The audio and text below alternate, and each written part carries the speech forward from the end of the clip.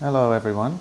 Today I took the opportunity to get out of the house, go for a little walk in the bush, a little walk high in the bush, and it was a good opportunity to get some reference images for forest battle maps and a good opportunity to talk about why you should do such a thing and how to study them. Here we are collecting some important map reference imagery. I've got to study up on that forest leaf litter. Did anyone know I'm actually afraid of heights? Regardless, the things I will do for 2 minutes tabletop. Alright, welcome everyone to my virtual canvas that we'll be using today. This app is called Leonardo, and I believe it's only on Windows, but it's my app of choice for doing sketches and simple line art, and in fact it's what I use for making the character tokens. So, this is the reference image I've selected from today, and I'm going to be studying the forest floor and seeing what we can learn from it. So, let me switch to, shall we pick a red or a blue? Yeah, we'll go with like a red. That'll contrast in a severely ugly way with this green. So. Looking here, this will be our tree. And trees have roots. We're not really learning anything yet. But I'm looking at what surrounds these roots in like a natural landscape. Well, we have like an immediate area of dirt. I guess like a little occlusion zone where the forest shrubbery doesn't like to grow too close. That may or may not be true, but it looks natural enough to me, and we're going to be copying it. And within this little zone we have twigs and sticks that have fallen and can't get up, and they're all here. And I'm noticing through here there's some sort of trail. And you know, fun fact, I think it's like a little quokka trail. I was reading on the trail signs here. This is one of the rare places in Australia where quokkas roam wild and free, besides Rottnest Island. So we'll call this a rat trail. So this rat trail cuts through the underbrush, and as I usually draw underbrush, we're gonna like draw the edges in first, leaving that rat trail to cut through it.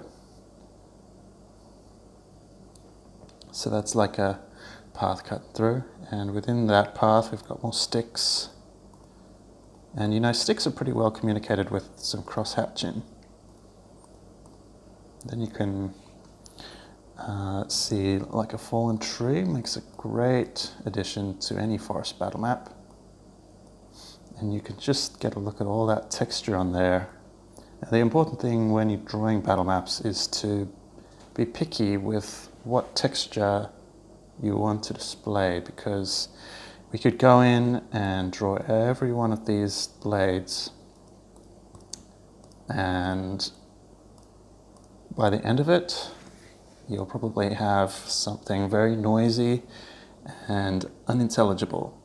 So it's much better, say we were to draw this tree, though it may be tempting to draw every single little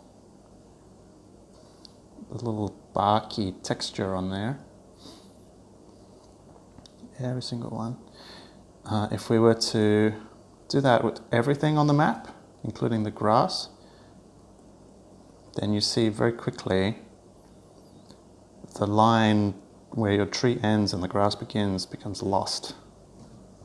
So you have to pick and choose. You can put texture into your tree or your grass, not usually both.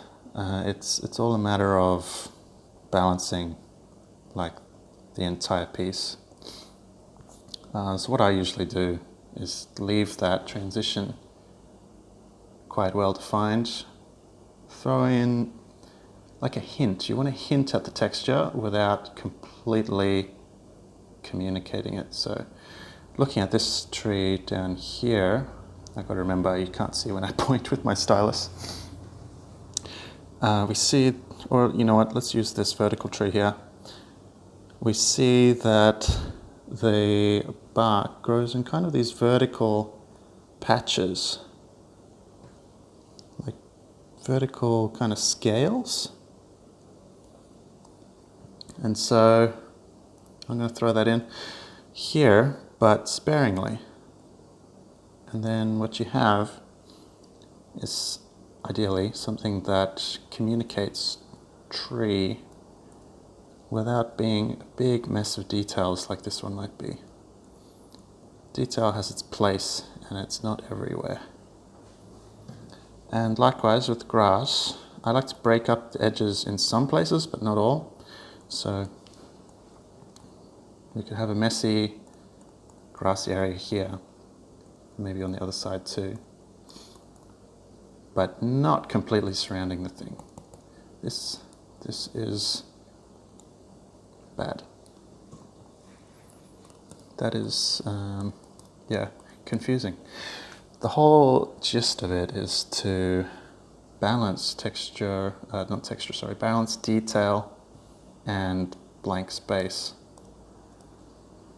Think of it as leaving some space for the imagination to fill in. So going back to our reference image, I'm kind of looking now at, can I use this eraser? That's very small, maybe another time. Now I'm looking at this huge body of just shrubbery, like underbrush. How can we put detail in there without it becoming too much detail? And what I like to do, starting from the edges, is kind of just throw some interesting natural shapes in there. So here we can see like a shape that's like this. We could pretend it's another rat trail. And we have a shadow in here. And we have like shadows in here and around here and here. Another good rule of thumb is to just put these details in your shadows.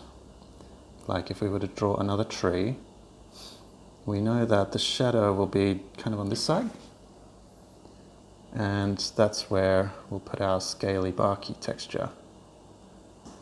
And then it's almost as if this area is overexposed and void of detail. Okay, but going back to the underbrush, so these areas of shadow that we've plucked out, that's what I like to fill in with like a leafy texture. Just like this, we're doing this pattern with the pen, and we're varying up the curve and the size a little bit, and we're doing those lines layered one over the other, just like this. And at the edges of these, I like to just kind of transition them out into nothing. And you can see by layering those up, we have like a nice kind of foliage texture. And this here is what I would use in these areas of shadow, leaving the rest of it pretty much blank. And if you're going to color this, you can throw texture in that way. But otherwise, you know, this bit here, that's enough to suggest this is underbrush. And the imagination can fill the rest in. And perhaps you'll have to see me draw an entire battle map start to finish to believe me, but just being smart with where you put detail, it ends up with a much more clear battle map than if you were to put detail scattered everywhere. You know, this is kind of interesting too. There's like a slope here, and there's a little bush here. That said, because these battle maps have to be battled upon, if you want to block in something difficult I'm thinking of difficult terrain, something important to the mechanics of the battle, then give that a very defined border. Like when I draw bushes that I don't intend people to just run across, like my players, I wouldn't penalize them for running through this bush.